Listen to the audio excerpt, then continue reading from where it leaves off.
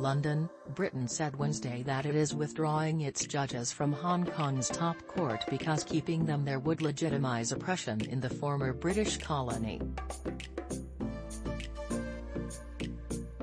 British judges have sat on the court since Hong Kong was returned to China in 1997.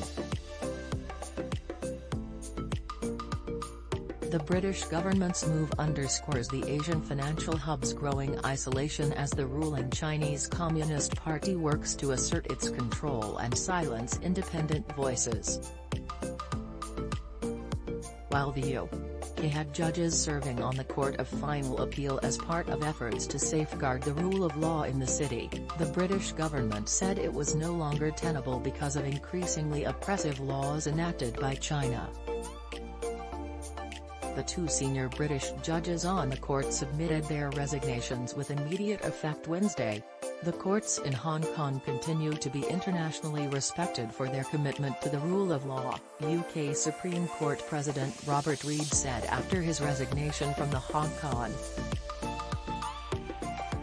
Nevertheless, I have concluded, in agreement with the government, that the judges of the Supreme Court cannot continue to sit in Hong Kong without appearing to endorse an administration which has departed from values of political freedom and freedom of expression. 14 non-permanent judges read.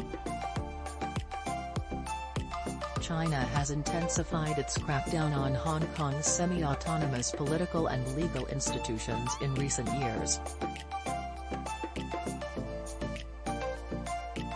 Those efforts include passage of a sweeping national security law in 2020 and changes to the electoral system that have effectively ended political opposition in the territory. The security law, which outlaws secession, subversion, terrorism and foreign collusion, has been used to arrest more than 100 pro-democracy figures, and many others have fled abroad. Since the law's introduction, Hong Kong police have raided the offices of pro-democracy media, shutting them down and arresting journalists.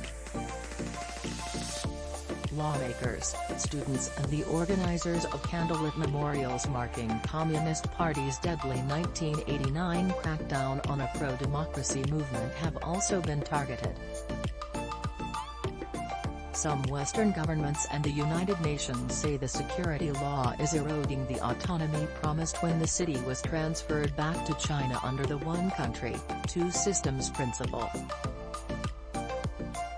British Prime Minister Boris Johnson said the two UK judges had concluded that the constraints of the national security law make it impossible for them to continue to serve in the way that they would want. I appreciate and I understand their decision, he said. In announcing the move, British Foreign Secretary Liz Truss said there had been a systematic erosion of liberty and democracy in Hong Kong. The situation has reached a tipping point where it is no longer tenable for British judges to sit on Hong Kong's leading court, and would risk legitimizing